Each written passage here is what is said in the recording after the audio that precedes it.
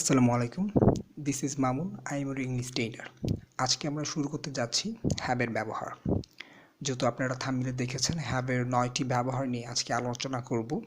কিভাবে কত সুন্দর করে হ্যাবের ব্যবহার করা যায়। আপনারা যারা মুভি দেখেছেন, যারা ইংলিশ মুভি সাবটাইটেল সহ দেখেন, তারা অনেক সময় কিন্তু আপনাদের হ্যাভ, গ্যাট, মেক এগুলো নিয়ে সমস্যা হয়, তাই না? তো আজকে আমি যে হ্যাভের ৯টি ব্যবহার আছে আলোচনা করব। আশা করছি এরপর থেকে হ্যাভের আর কোনো নিয়ে আপনাদের ডাউট থাকবে না। তো no more late and have some example. প্রথম হ্যাভের ব্যবহার হচ্ছে আছে। আমরা সবাই জানি হ্যাভ শব্দের অর্থ আছে। আই হ্যাভ এ প্যান, আমার একটি কলম কলম আছে। আই হ্যাভ এ পেন্সিল, আমার একটি পেন্সিল আছে। আই হ্যাভ এ ক্যাপ, আমার একটি ক্যাপ আছে। আর যেহেতু প্রত্যেকটা ভার্বের কিন্তু তিনটা রূপ থাকে, প্রেজেন্ট, পাস্ট, পাস্ট পার্টিসিপল, তাহলে আমরা একটু জেনে নিই। হ্যাভ শব্দের অর্থ যেহেতু আছে, তাহলে হ্যাভ, হ্যাড, হ্যাড, হ্যাভের তিনটা কিন্তু আপনার রূপ রয়েছে। আমরা একটু মনে রাখি আবারও, হ্যাভ, হ্যাড, হ্যাড। আচ্ছা, এখন প্রথম এক্সাম্পল তো আমি দেখিয়ে দিলাম হ্যাভের প্রথম ব্যবহারটি। সেকেন্ড ব্যবহার হচ্ছে হ্যাভ শব্দের অর্থ থাকা। ঠিক আছে, আমরা অনেকে জানি না যে হ্যাভ শব্দের অর্থ থাকা। তো আমরা চলুন দুটি এক্সাম্পল দেখা যাক। ইউ শুড হ্যাভ অ্যাশেমড, তোমার লজ্জা থাকা উচিত। আমরা অনেক সময় বলি যে তুমি এই কাজটি করছো, তোমার তো লজ্জা থাকা উচিত। You should have ashamed. অনেক সময় আমরা বলতে পারি you should have a beautiful garden, তোমার একটি সুন্দর বাগান থাকা উচিত, তাই না? তো হ্যাভ শব্দটা তো থাকা, এটা দিয়ে আপনারা আরও কয়েকটি এক্সাম্পল বানাবে। তো যেহেতু ভিডিওটা আমি বেশি বড় করব না, তার কারণ দেখা গিয়েছে মানুষের সময়েরও অনেক মূল্য রয়েছে। এখন দেখা গিয়েছে অনেক বড় ভিডিও করলে কিন্তু অনেক এক্সাম্পল দেওয়া যায়। সেই ক্ষেত্রে আমি প্রায় 10টি 8টি করে এক্সাম্পল দিতে পারি, কিন্তু ভিডিওটা বেশি বড় করছি না এই কারণে, কারণ সবারই সময় রয়েছে, কাজ রয়েছে, এবং সবাই কাজের ব্যস্তটুকু সময় বাদ দিয়ে যে ফ্রি টাইমটুকু পাবেন এই ভিডিওটা তাদের জন্য। চলুন হ্যাভের 3 নম্বর যে গঠনটি আছে সেটি দেখা যাক। হ্যাভ শব্দের অর্থ হচ্ছে করা। আমরা জানি যে ডু শব্দের অর্থ হচ্ছে করা। এখন একটু জেনে নিই হ্যাভ শব্দের অর্থ করা কীভাবে হয়। তো আই ডু ইট, আমি এটা করি। আপনি বলতে পারেন আই হ্যাভ ইট। আপনি বলতে পারেন আই ডিড ইট, আমি এটা করেছিলাম। আপনি বলতে পারেন আই হ্যাড ইট, আমি এটা করেছিলাম। এই হ্যাড শব্দের অর্থ করেছিলাম, যেহেতু বলেছি হ্যাভের পাস্ট ফর্ম হচ্ছে হ্যাড। তারপর আপনি বলতে পারেন I am having a lot of fun, আমি অনেক মজা করতেছি। আমরা বলি না যে কক্সবাজার গিয়েছ, তুমি তো অনেক মজা করতেছো। Are you having a lot of fun, তুমি কি অনেক মজা করতেছো? I am C yes, I am having a lot of fun, আমি অনেক মজা করতেছি। তারপর আপনি হ্যাবের আরেকটি ব্যবহার হচ্ছে যে হ্যাভ শব্দের অর্থ রাখা, রাখা বোঝায়। আমরা বলি না বাইট রাখ, প্লিজ হ্যাভ ইট, এটা রাখো। আমরা কিপ না বলে আমরা কিন্তু বলতে পারি হ্যাভ ইট, প্লিজ এটা রাখো। তারপরে আমরা তো আমি বলতে পারি I won't be able to have it, আমি এটা রাখতে পারবো না। I won't be able to have it, রাখতে পারবো না। আরটা হ্যাভের শব্দ অর্থ হচ্ছে খাওয়া। খাওয়াটা কীভাবে হয়? আমরা জানি শুধু ইট শব্দের অর্থই খাওয়া।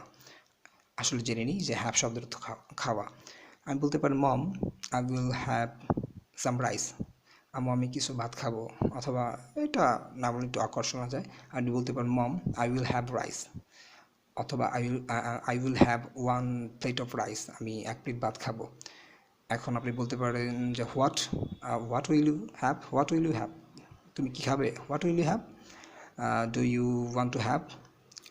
অথবা বলতে পারেন আপনি what do you want to have, তুমি কি খেতে চাও? আচ্ছা, এটা হচ্ছে আপনার হ্যাবের শব্দের অর্থ হচ্ছে খাওয়া।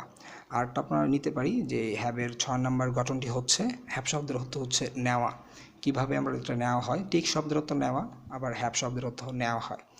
এখন এটা বলতে পারি I am taking a few mango, আমি কিছু আম নিচ্ছি। আই এম হ্যাভিং, আপনি টেকিং না বলে আপনি বলতে পারেন I am having a few mango. আপনি বলতে পারেন I am having few minutes, আমি কিছু সময় নিচ্ছি। অথবা আপনি বলতে পারেন I am having a shower, আমি গোসল নিচ্ছি। অথবা করতেছি, আমার গোসল তো করা হয় না, নেওয়া হয়। আপনি এখানে টেকিং না বলে আপনি কিন্তু হ্যাভিং বলতে পারেন। তারপরে আর হ্যাবের আরেকটি গঠন হচ্ছে হ্যাভ শব্দের অর্থ হওয়া। এখন হ্যাভ শব্দের অর্থ হওয়া কীভাবে হয়? আমরা তো জানি যে বিকাম শব্দের অর্থ হওয়া। আমরা জেনে নিই যে হ্যাভ শব্দের অর্থ হওয়া। এখন আপনি বলতে পারেন যে আই এম হ্যাভিং ওল্ড, আমি বৃদ্ধ হচ্ছি। এখানে আপনি বলতে পারেন যে আই এম বিকামিং ওল্ড, আমি বৃদ্ধ হচ্ছি। এটাকে আরও সুন্দর করে বলা যায় আই এম হ্যাভিং ওল্ড, আমি বৃদ্ধ হচ্ছি। আপনি বলতে পারেন আই এম হ্যাভিং গুড, আমি ভালো হচ্ছি, বিকামিং না বলে। এখানে খুব সুন্দর দেখা যায় আর কি, আই এম হ্যাভিং, আমি হইতেছি good, bad, whatever you can say, it's up to you. তারপরে আমরা 8 নম্বর আরেকটি গঠন, সেটা হচ্ছে হ্যাভ শব্দের অর্থ হচ্ছে পাওয়া। হ্যাঁ, পাওয়াটা কিভাবে হয়, যেমন পাওয়া, আমি বলতে পারি যে I had a good opportunity, আমি একটি ভালো সুযোগ পেয়েছিলাম, তাই না? আপনি এইখানে আপনি বলতে পারেন I I had a good opportunity. তারপরে আমি বলতে পারেন যে এটা অনেক সময় আমি যদি জিরান করে করি, যেমন হ্যাভিং এ গুড ফ্রেন্ড, ঠিক না? হ্যাভিং এ গুড ফ্রেন্ড, একজন ভালো বন্ধু পাওয়া ইজ ডিফিকাল্ট, এটা খুবই কঠিন। অথবা আপনি বলতে পারেন হ্যাভিং এ গুড জব, একটি ভালো জব পাওয়া ইজ রিয়েলি ডিফিকাল্ট। আসলে একটি ভালো চাকরি পাওয়া কিন্তু সবার জন্য খুবই ডিফিকাল্ট। এখানে হ্যাভিং প্রথম এসেছে, এটাকে আমরা প্রথমেই সাবজেক্ট ধরেছি, ঠিক আছে? হ্যাভিং এ গুড ফ্রেন্ড, একটি ভালো বন্ধু পাওয়া, হ্যাভিং এ গ্রেট ফাদার, একটি উত্তম বাবা পাওয়া, হ্যাভিং এ গুড বস, একজন ভালো বস পাওয়া, আমরা এখানে বলতে পারি, ঠিক আছে?